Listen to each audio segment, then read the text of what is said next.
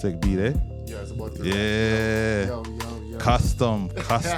Man's out here making the beat. The DJ Khaled. Oh, man. Now my boy did it still. He hooked me up.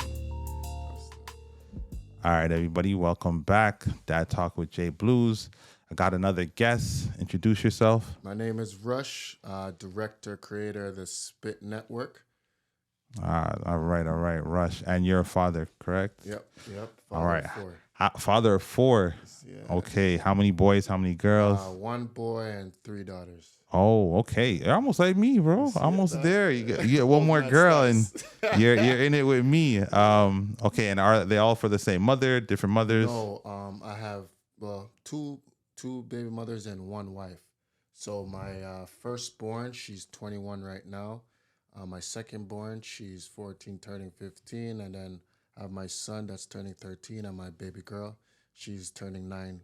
The same 4 days after me. Okay. All right. So 3 women have your children then. Yeah. Okay. And how long you been married for?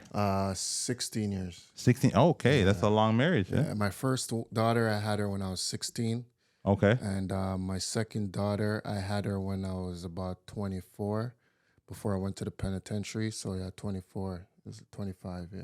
Okay, so 16. That was really, really young. Yeah, I thought 19 was young. 16, like 16, you're a baby 17. still. Yeah, man. When I came to this country, life was a lot different for me. And there's a lot of things that I had to grow up fast, because growing up back home with my grandmother that raised me since birth, it was more of a different environment, loving construct. And then when I came here, it was like, and we grew up in the ghetto back then. Yeah. So coming here now, it was like, whoa, you know what I mean? Going from a child to having to be a man at 14. Wow. All right. So you came to Canada from Jamaica. Okay. Yeah. Okay.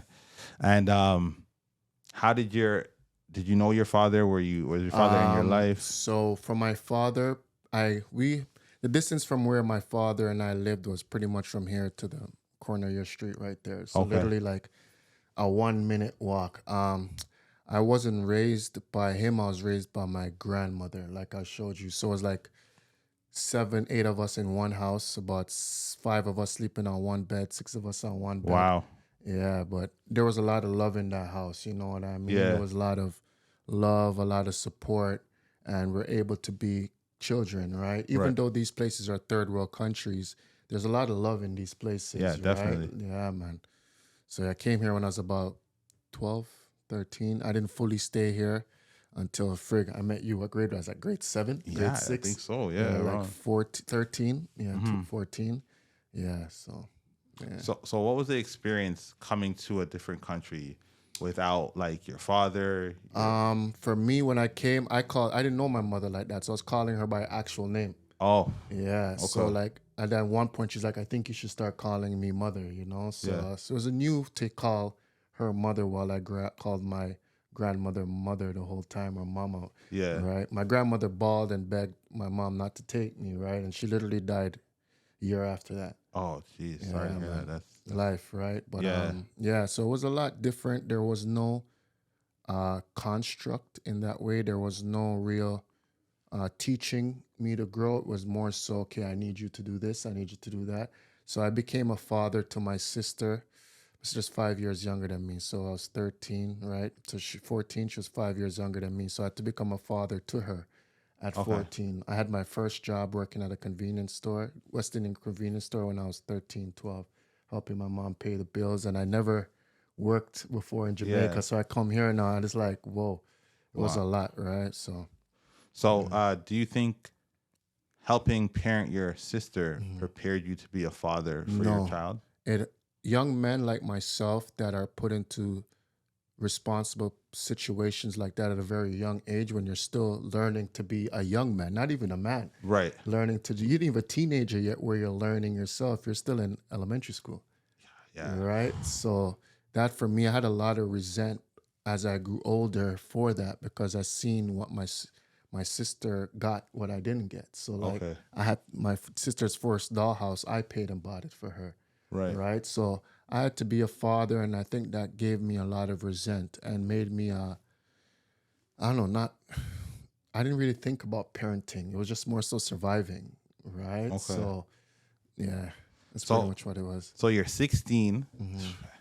Man, back then we didn't even have cell phones. So Man, you get the call on the landline, right? bro, What, like, how did you feel?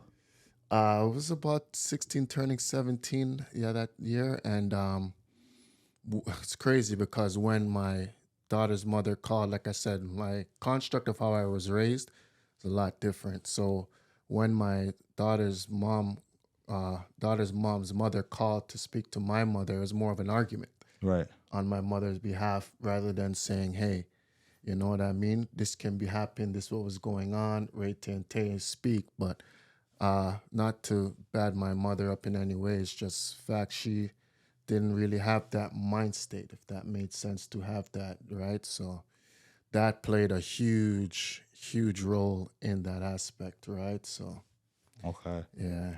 So are you how's co-parenting with At the three of first them? it wasn't good, but like man, we are at a place now where my daughter's mother and me were like you would never think we Okay. were like that, right? Because I seen my daughter when she was 1 or 2. Then the mother was going through some stuff and she left, right? And didn't see her again until she was about 14.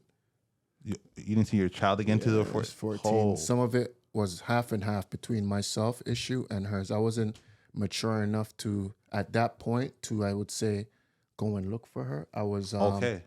I was more so feeding off the ignorance that I was getting from my mother.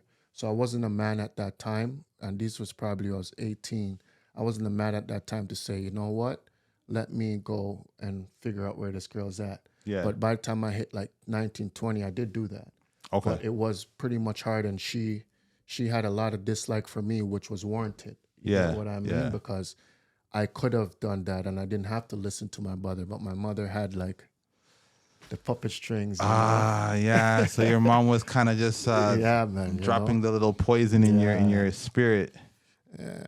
And the way she was too didn't help the growth of that, right? Because Right. some people have mothers and some people have a mother, right? So And there is a difference. big difference, Yeah. big difference, man, big difference. So re-entering her life at Hmm. such a late stage, she's 14 now. Yeah. How do you repair that Oh relationship? man, that's my dude. Okay, that's good. I've seen her. She stayed with me for a minute. She like her and I just spent a lot of time together. She met her brothers and sisters. So her and my son are like this, and the way my son is now with art, with all that, she taught him all of that. Okay, Right? okay. She taught him all those things. And the first day I got back into her life, she was crying, made me cry because I seen the purity in it. And I sat down with her and we spoke for a minute. We reasoned a lot, you know, and a lot of things got healed. And she's been with me ever since, right? And Wow. we forgave a lot and we sat there and speak. Like she tells me she loves me. I tell her I love her. We go place, we do things. You would never think the way the relationship is, you would never think I wasn't there for the past 13 years, 12 years, Wow. right? Wow, that's really good. I tell women about redemption, Hmm. right? Leaving space for a man who may not have been present Hmm. during whatever period of Right, time, leaving space for redemption so that he can come back into the right, child's life. right. Right? It's one thing, we all make mistakes, we all handle situations wrong, but if there's no room for like Redemption. redemption in your case, like you came back and now you guys have an amazing Yeah, relationship. If the mother didn't allow that, would have or been different. it would have been Only if you know how that's that story of how it came back. The first time my daughter, mom, and I got back into talking, she just called me over something. We spoke for 21 hours straight. No hanging up. My holy. wife, I told my wife who it was. My wife was like, okay, good. And we spoke, and my daughter's mom, my oldest daughter's mom, and my wife they have their own relationship away from me, That's dope. right? Like away from me. They do their own thing. They research, they talk, they reason, they have their own, yeah, they have their own relationship Bro, from it me. sounds like you're winning out here because not a lot of people have it. Yo, not a lot of people have that. I think it boils down to the man, and a lot of us men, we don't want to admit when we're wrong. Okay. Because even if my mother help that aspect, I'm still a man. Yeah. You know what I mean? And I Yeah. still have time away from that where I have to think. I have a mind. So as much as my mind was damaged, there still comes a point where your conscience is eating you. And Yeah. you can listen to your conscience or you can ignore it, right? And Yeah. Yeah. A lot of men are good at ignoring their conscience. That's a dope story. I can't lie, especially the fact that your wife now has a relationship with your first baby mother, right? What about the second one? She is. So that's how I even started. My middle one tried to use the first one, and then the first one realized it was all a lie she was telling her because she was trying to say I was never there. I don't support her. I showed bank statements of giving her Wow. $500 every week. I bought my daughter's groceries because I didn't want when I had my second child. I knew how I was with my first. I did not want to go down that road. So I was involved in my second child's life from the jump, from she was born till she was raised. Then I got the scholarship to leave for a year, and then when I left for a year, I couldn't it bothered me because I'm like, yo, this is another way of doing what I did the first time. Okay. So I now have to swallow what I had to do and be a father. This is what it is. The little girl didn't ask to come in this world. We brought her into it. Right. So I can continue doing it. I could do what I did in a different format or look at it and say, hey, this is a different way of leaving like the first one. Yeah. Because you're in university, you're school, you're away, and you're not going to see her again unless it's holidays or you decide to go visit one day, but I couldn't do that. I didn't want her to do that. Even with my second child, I did her groceries every week for her own. I told her mother, don't do that.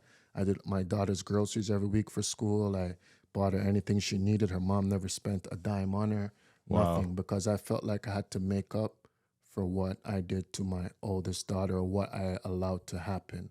So even my son, now my son is my only son, so I tell him all these things. I teach him all these things. That's good. Yeah, that's right. Because he's a young melanated man, and a young melanated man in this age it's not easy. And I feel in our time there's more fathers now than before. Yeah, definitely. You know, yeah, definitely. I think our generation is really stepping up to the big plate. time, big time. Yeah, we're actively involved in our kids' big lives. time, big time, man. As long as we have the access to. Sometimes women can take away access to There's our some children. good men I know out there, like really good men, and they are fathers to their children, and the mother, they're not seeing that. They're just looking at, hey, this guy's making money. He's taking care of his kids. He has his house, and they're there just trying to let him take care of their life. Yeah. That's always with my middle daughter's mother. Like, for instance, a story, Halloween, right? I'm a man, I research. So I don't like doing the Halloween things with the kids. I let them know what all these things mean. Right. Teach them, right? And my second daughter's mother, she got a costume. She's like, no, tell your dad to buy you another one, a princess one, so you can have two. So I'm like, why would you have? I'm like, that's a waste of money. And the costume was $250. I'm like, you're gonna wear this costume, bro. Yo, to wear one time for a couple hours and throw away. Nah, that $250 could have been groceries 2 weeks in a row back then. Yeah, come on, man. That's what, 250. Nah. So back to the beginning, she got in touch with my first one, and then tried to make it seem like I wasn't doing nothing, but I had too many records to show that I was weighing there. So I took her to court. Okay. Right? I took her to family court. I took her there because if I was the father, she's saying, and she got mad that I took her to court.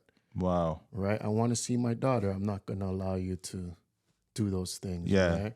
So my firstborn's mom realized it was a lie and then came with me to court and tried to beat her up in the court. I told her, no, don't do that. Because she was mad. She used our firstborn to play these games. Oh, okay, yeah. Right? Yeah. And then I had all of them. I got all of them before I went to court, all of them. My firstborn, my middle, I had all my kids in our home. They was always there. I didn't want to go home. Is when I told my secondborn I was getting married. Oh. And that's when everything just went. Oh, for real? Yeah. She went back and told moms, eh? Who? No, I'm saying the secondborn. I told her mother. Okay, you told her mother. That I was getting married because we had a fine relationship. I did 6 years in the penitentiary. Wow. So I was speaking to her the whole time I was there, making sure my daughter is good. Her and my wife were speaking. But in her mind, I was assuming she thought we were going to get back together. Okay. It's Okay. been 16 years. It's not like I was talking to you trying to, hey, girl, this and that. You know what I mean? I never did none of that. And I'm like, I don't get it, man. I don't know, man. I don't know. So I just cared about being a father. The second one was just the worst.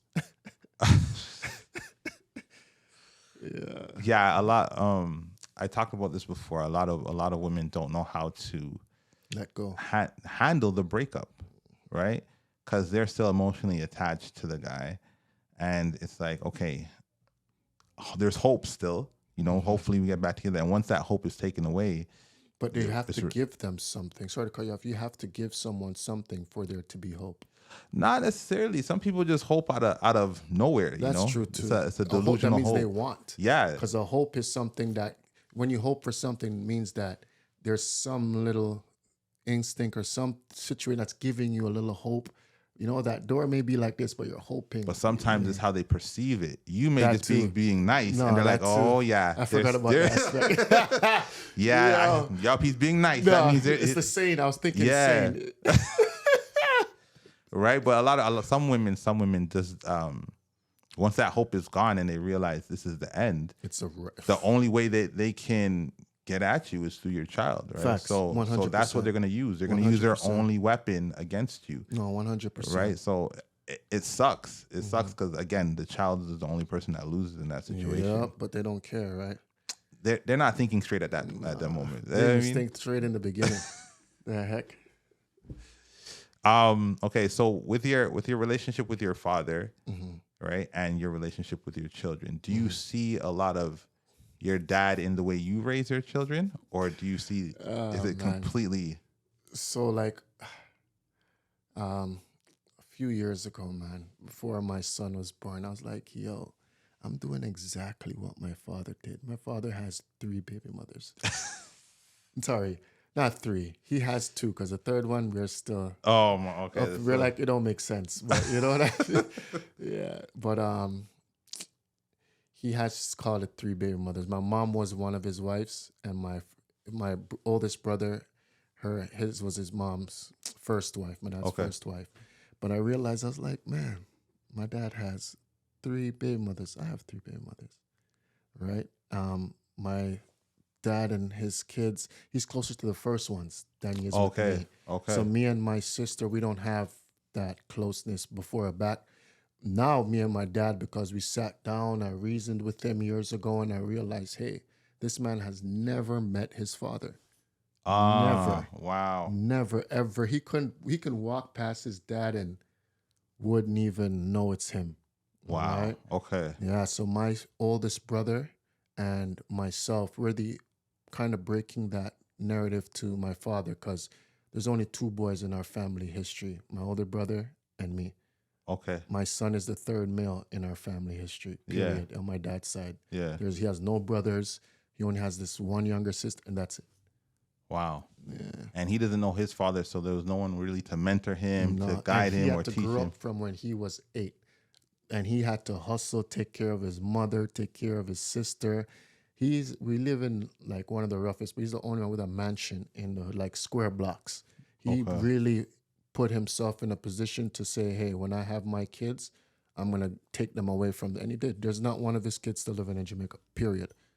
Okay. Period. So he got everyone their visas, their passport, and like none of his kids, he gave his kids a better opportunity by leaving. Right? Yeah. So, yeah, man. But I seen that and I was just like, man, I'm doing the same thing. Like, it's identical. History repeating itself. Yeah. Talk, man. Like, so like even the fact like his first wife, she's like a dark-skinned woman, brown-skinned woman. Yeah. Second one, same. Last one's light-skinned. My wife is light-skinned. And the first 2 are the same way. So I'm like, bro, like, this is really some, like, and it's true, man. Like, and for me to, like, feel like I'm breaking that cycle, I started getting seizures when I started to change my life and my thought process. Wow. To the point where I go to neurologists, they're like, yo, it makes no sense. No one gets seizures at 34, 35 years old. That never had it. Out of no nowhere. sign. Yeah. Never. I go to the top neurologists. I see a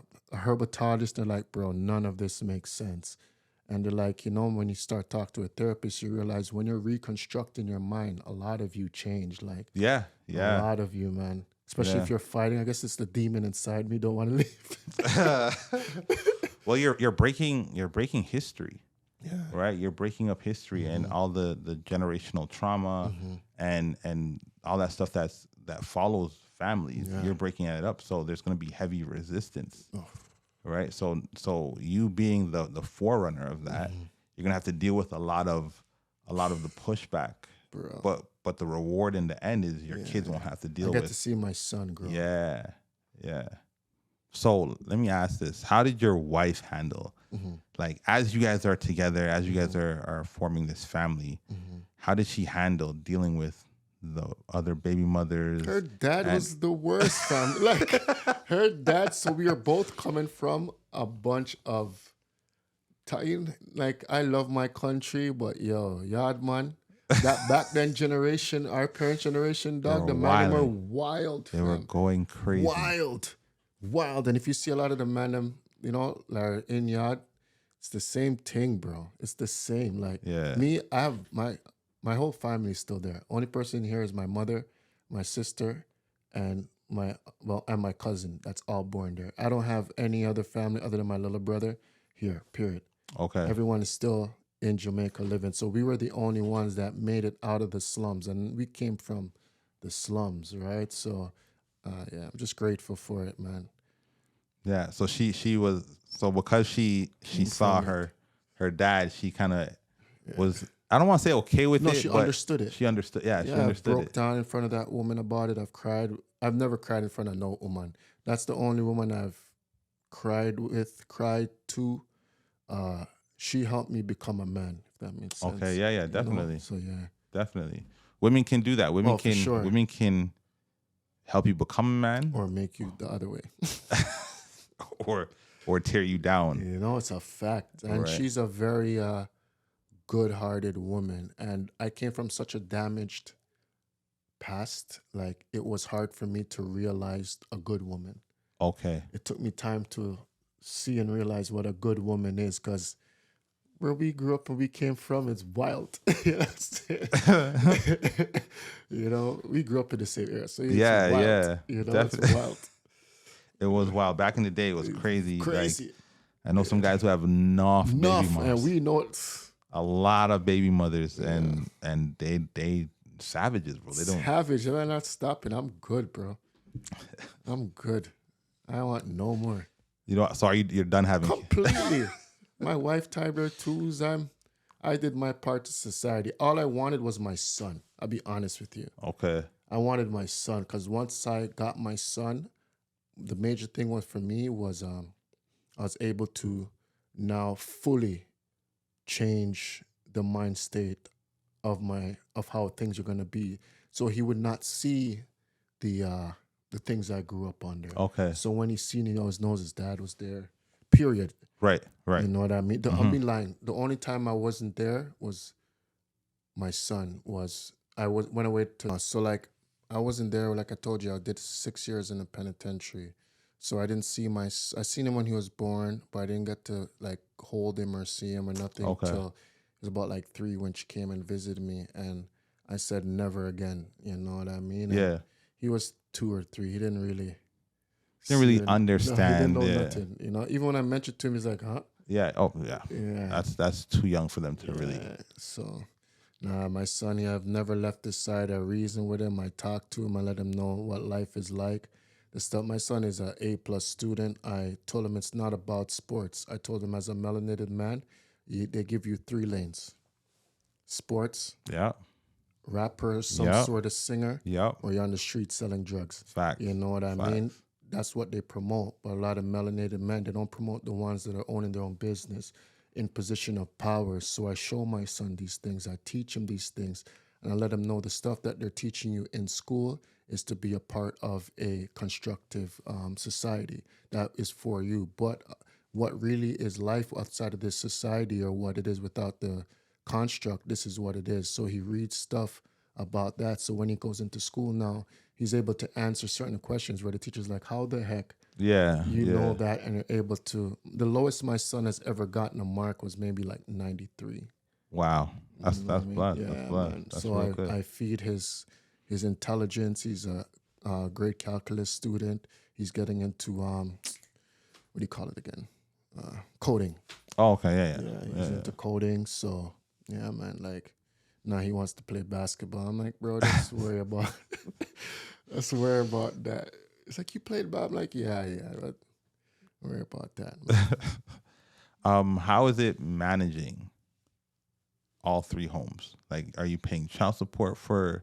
For the middle one, I am still. It's so weird. Like the system hates fathers, especially black fathers. Absolutely. The more you realize that when they know you're a father, they try to, like, as you may, I don't know if you know, like, for instance, children's lawyer. Yeah. So I took her to court. If I'm a bad father, I would never take my mother. That's how I was setting myself up. So I got the children's lawyer to be the mediator. Okay. So they're like, we'll come to both of your homes to see where how you guys live, to see. They lived in Scarborough. She lived in her father's home. I lived in Whitby. I live in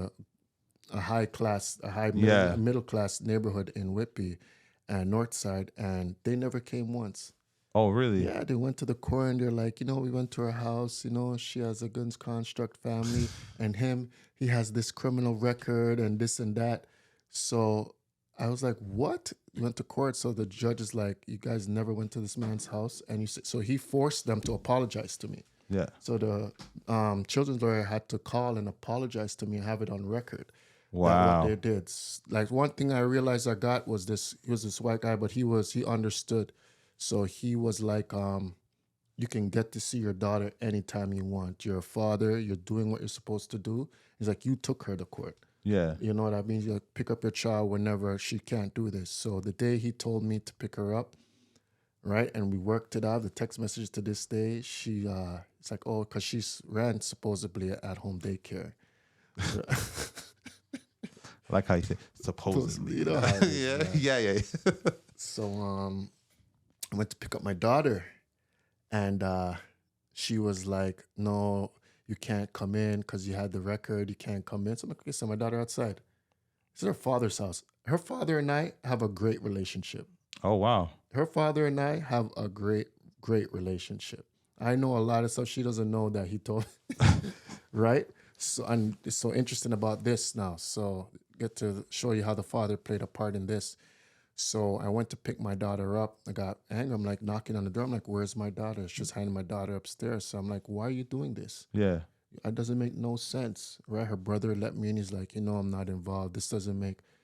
When I left, so I'm at home sitting down. I heard the doorbell ring. I didn't touch her, nothing. Her man called me and he's like, bro, just be careful, man. Just be careful. She made him call me. He's like, yo, just be careful. I'm like, why are you calling my phone? He's like, I know you're a father. Just be careful, bro. Her man. To be careful, bro. I'm like, okay, all right. And then I was at home. Nighttime hit. Doorbell rang. I went to the doorbell. I see police at the door. So they're like, I open it. They're like, yeah, your wife. I'm like, my wife? I'm like, my wife is right here. So my wife came. She's like, I'm his wife. What the heck? So they look puzzled, like, huh? So I went outside. SWAT team's outside. Oh my, yo. Right? And they're like, oh, you're under arrest because you're beating your daughters. I was like, what? Beat what? I was like, oh, this girl's... And she made sure called the police that set me up to go to the penitentiary. So how I went there was... I knew these certain guys, and they thought I was a part of it, and they couldn't prove that I was a part of anything. They couldn't, as much as they wanted to, they just like, it doesn't make any sense. So they put a gun in my mother's house, a place I haven't lived in a minute, and told me and told my mother, if he doesn't plead to this, we're gonna take you guys, all you guys down, and say you guys knew about this. Yeah. That's I've heard them using that tactic before. Still, right? I can't even lie to you. When that happened, I did 6 years for a gun I'd never seen. To this day. To this day. To a gun I've never seen. I have one of the best lawyers in Toronto. And he left from Florida to come back the same day. And he was like, yo, for some reason, And he knows the judges them. And he's like, yo, for some reason, this went super high up and they're not trying to.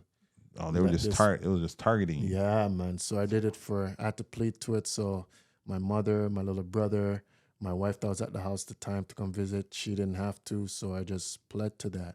So when they came with the SWAT team, they came with the mindset of, yo, right? So she called that same place to come and get me. Yo. Yeah. And then the cop brought me in and he's like, yo, we know you're not doing nothing. It's just we had to follow through, man. We've been watching you since you came out.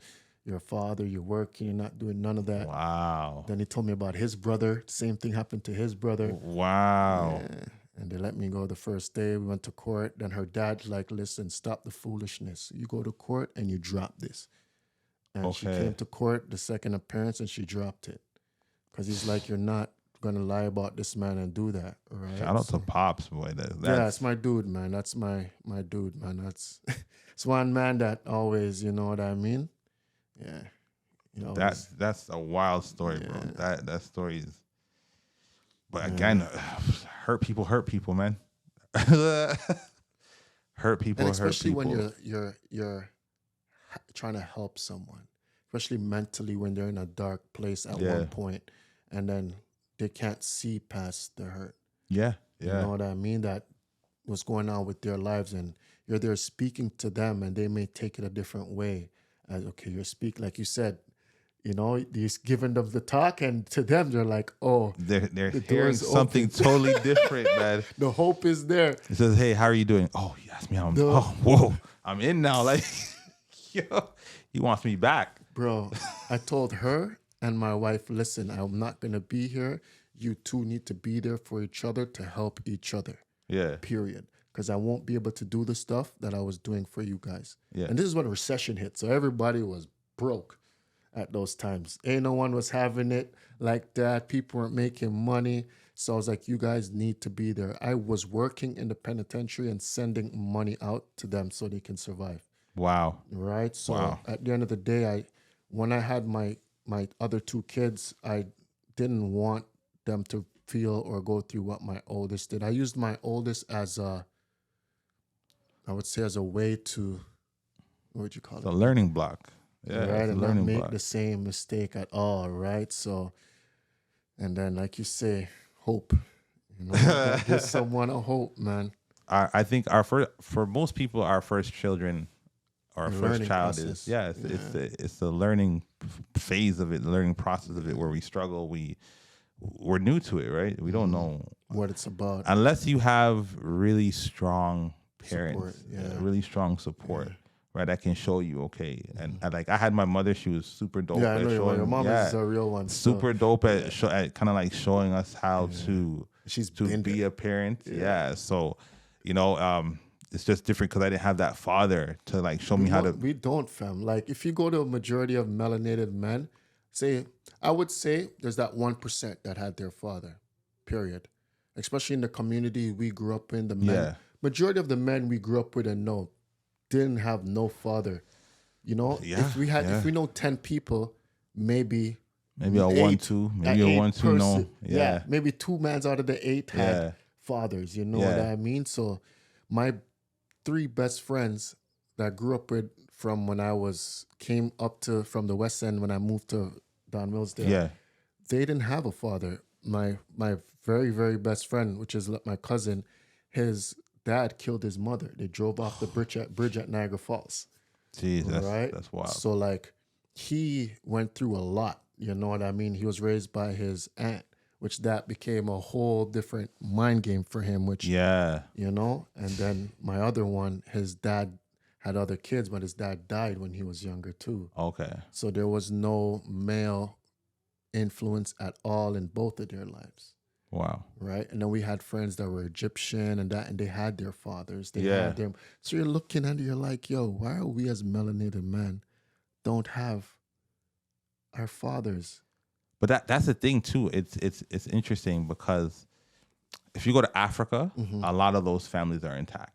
Oh man, right? A lot. They have a ridiculous sense of pride when it comes to family, 100%, and responsibility, 100%. North America. Remember, we're in we're in a part of the world that do not allow the growth of the melanated man. Remember, the prison system was built to enslave and control us. It Yeah. wasn't built for anything Yeah. else. Yeah. Remember, the police or the sheriffs that were created, it was to control the runaway slaves Yeah. and to enforce the law that we didn't have anything. So we have to realize as melanated people, the construct of life, the construct of everything led to the demise of the melanated man. The melanated man, after a certain amount of years, the melanated man grew so much apart from family and from, the melanated woman that he just felt the whole world and everyone was his enemy. Right. Right. Right? Like, look how we're here talking, and there's men that are good fathers, but yet the women, they don't want them to do it because of ignorance. You're just reiterating the same stuff that our parents went through, our grandparents went through. Yeah. Right? So for us, that's why they say our generation, the Generation X, we're the most dangerous generation, they said, because with us, we grew up we're the last of our parents' generation, and we're the beginning of this generation. Yeah. So we know what the old school discipline is like, Yeah. and we knew what it's really like living like this. So that's why there's so much more men like us that are fathers. Right. Right. We're in between the technology age and like the revolutionary. Yep. So Yep.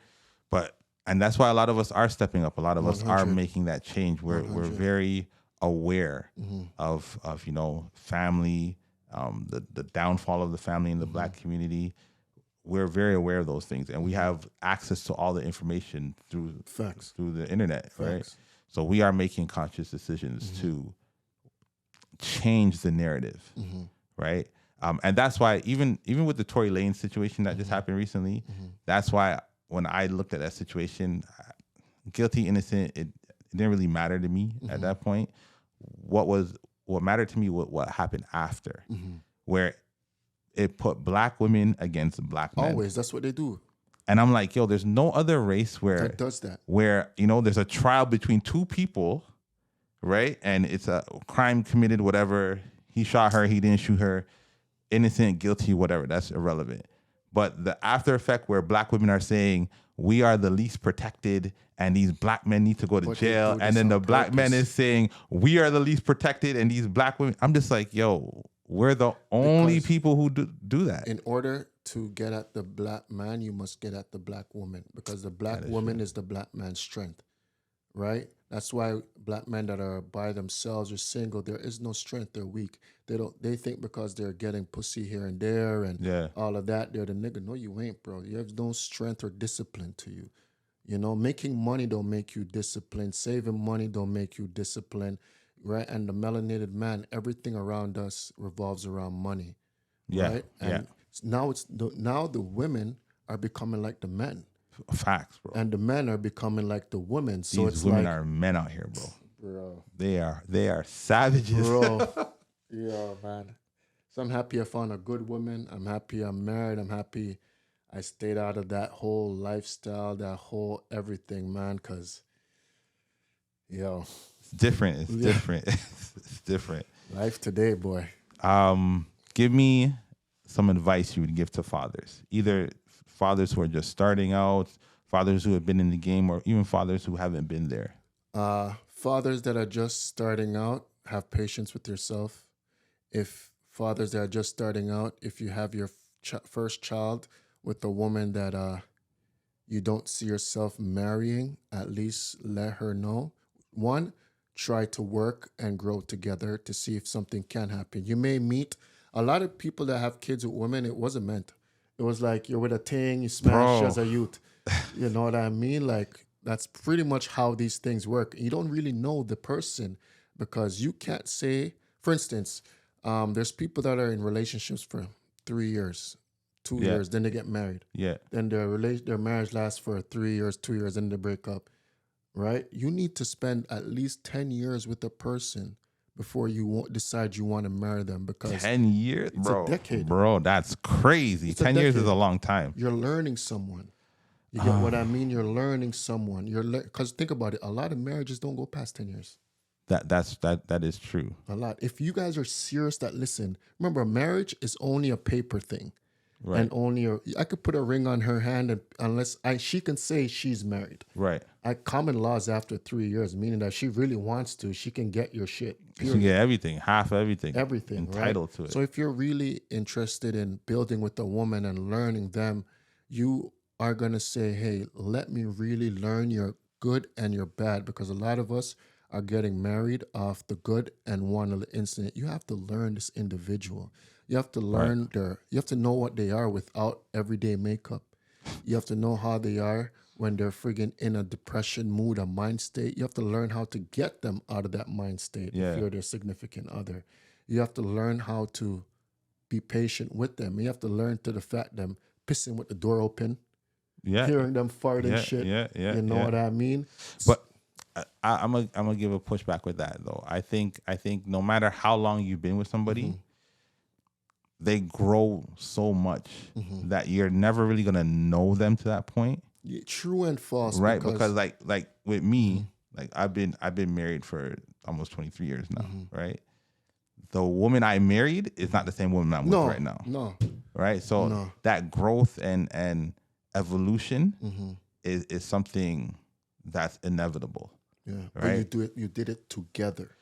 But that's the thing though. Sometimes you grow apart and then sometimes you grow back together. But that's not growing apart. It's called learning. So growing apart, when someone grows apart, that means that there's things that are pushing you away from each other. 100%. Right? 100%. So when you're growing together now, it's like you're going down a road and boom, the car's still together. Boom, the car's still together. It didn't come apart. But sometimes you may look at the person beside you and be like, I don't know who's driving this car. But you both sat in the car. It's a commitment. We ain't jumping out. It's a commitment, right? Yeah, it's a commitment. I definitely agree that you have to have that commitment.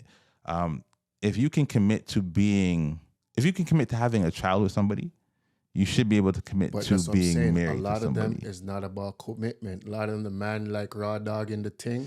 You gotta be responsible, dog. You gotta be responsible. But look how much mans we know. We grew up with it. Your raw dog, it feels nice when it's wet. Boom, knock it up. She's like, no, she's on the pill. She may have gotten an abortion. You're still doing it.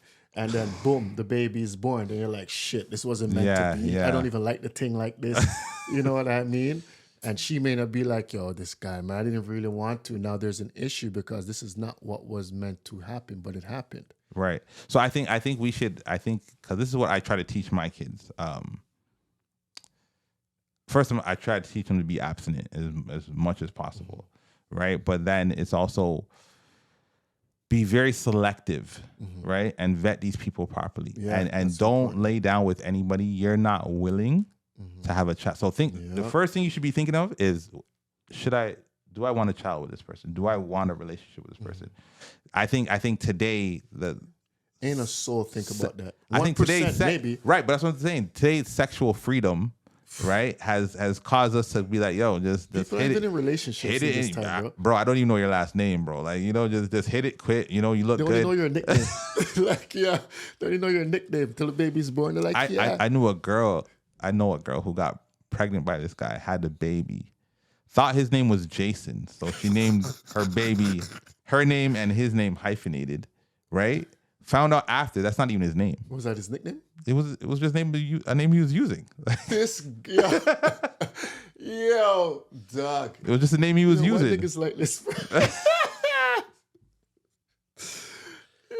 Yeah, but that's what I'm saying. Like, I think we have to be more responsible. 100%. I think we should be teaching sexual responsibility, right? Because if we don't want this to continue, where there's a bunch of baby mothers, a bunch of baby fathers, one man has 8 baby mothers and is not taking care of any of them, then we have to teach sexual responsibility 100%. On both ends, right? 100%.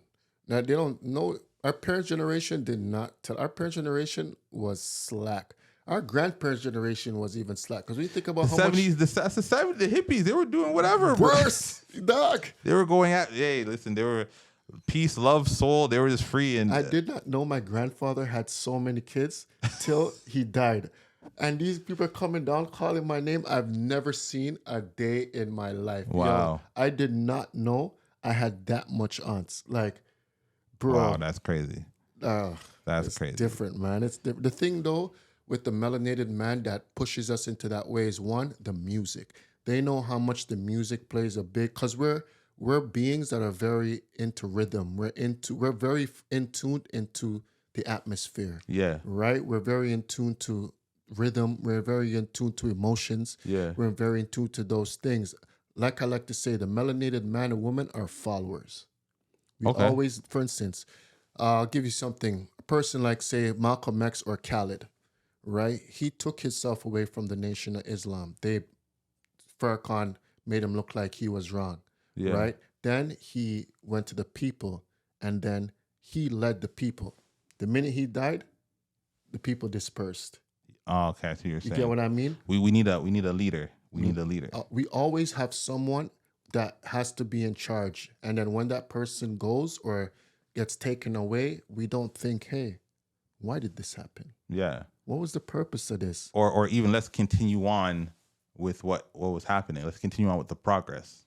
But that goes to show, like, there's something that is either in the melanated man's DNA or something in the atmosphere that allows us to do the things that we are doing, where we like to, like the black man, the way they love to look up to next man, it's crazy. Then a woman. No, honestly. No, I hear you though. I hear you. Yeah, bro, it's crazy. I hear you. But that also could be a side effect of the absent father. Oh, I think so too. So because I don't have that father figure, I need that masculine energy. But so there comes a point in your life where you grow up and say, hey, let me think. You know what I mean? And there's a certain point in life where you can blame your past. You have to grow up at a certain point and say, you know what? Some people will hold on forever. They hold on to that past. I have virgins I try to talk to about it. I just say, yo, forget it, They bro. hold on to the past, bro. I think that's one of the biggest downfalls. If you're not learning from it to grow, victim to it. Then yeah, you're victim. I know men that have mother and father and are not fathers to their children. And it's like, bro, we're here looking up to your parents, and you're here thinking what the madam are doing in the street is the way to live life. Like, come on, you have your mother and father was there showing you this. Yeah. Like, where the heck you get this from? Yo, rap music today, and even in our time, played a big factor in that. Even sports. All the athletes we looked up to were whores, fam. Yeah. Oh, yeah. Absolutely. Absolutely. You know what I mean? Like, but even outside of our culture, there were all whores too. But they just really promoted family still. What we mean outside of our culture? So like the whites, the other races, they don't even have as much people. The white man or Caucasian man, they don't even have as much. They don't even produce as much children per family like we do. Oh yeah. One melanated woman and man had 24 kids, bro. You cannot show me any other ethnicity that can do it. We're very fertile human beings. Yeah. Very. Yeah. That's why the melanated woman's womb is worth so much, bro. Yeah. You know what I mean? When a woman gets her tubes tied or ovaries removed, they don't throw that in the garbage. Oh, they use that, implant that into other people, right? So we have to look at, I would advise every father, every melanated man and woman to read. The minute you read and you start to take away the ignorance out your mind, one, you realize that, one, you were part of the problem. Two, ignorance played a lot in your decision. And three, you just didn't care. Literally, you didn't care. You know what I mean? You just went with the vibe. Like, even growing up back then, if you had more than one gal, your uncle and your dad's going to say you're a gallus. Yeah. They're not going to say, yo, fam, you're doing too much, you know? And no, they're going to say, yo, dog, you got no idea. The big dog, beer gal. Yo, my son, a gallus, beer gal. Yeah. It's bro. Oh, man. But definitely thank you for coming on. Thank you, man. Thank you, Wallow. The Canadian Wallow, you know? Or Vlad. I appreciate you, man. You definitely gave some dope insight, respect, you know, man. and continue on your journey through fatherhood, man. Thanks. You're doing an amazing job. Trying. You're active. So is this man. I've known this man since I was 13 years old, and this man has always had a certain mind state to grow in and to have. I've seen this man in positions where the way he is now financially, the way he's lived, I would have never thought. You know what I mean? The mind state, the area we grew up from. So like even more as this man is growing and having this podcast, the things he had to get to be here, you guys would know. Like this is the fact he's doing this. How many men, melanated men, are having a podcast that is dealing with what it is to be a melanated father? You have guys talking about all the street stuff, but these are subjects that we as melanated men and women run from to share. I don't like in front of the camera, but he told me to come and I have to roll. You know, he's been there, you know, with me. He's also on the series road, you know what I mean? Plays an officer, you know, very good at it. Acting out here, you know? Nah, he did very good. Don't let him lie to you. The man did very, very good, right? So the fact that he's doing this is changing it, you know what I mean? Big time. It's something different that we need in the city. It's not about the street. It's not about entertainment. It's not about anything. It's about literally what it's allowing, giving men that's going through stuff a voice to allow other men that are going through it in the city to say, hey, I'm not alone. Yeah. You know what I mean? And different aspects, different situations are coming here. And now they're tuning in and they're saying, yo, I know what this person's like. No, I know what that person's feeling like. Yeah. You know, how did you get through it? And man, you guys need to follow. Y'all need to share. Y'all need to really put this man out there, because these are things as Black men or melanated men that we need. Like me coming here and express this to him made me feel a lot better. You know what I'm saying? Appreciate so you, respect Appreciate always, you, fam. Appreciate you. Y'all follow on YouTube. Yeah. Hit him up on Instagram. You know what I mean? Like, subscribe, follow. Peace. You already know.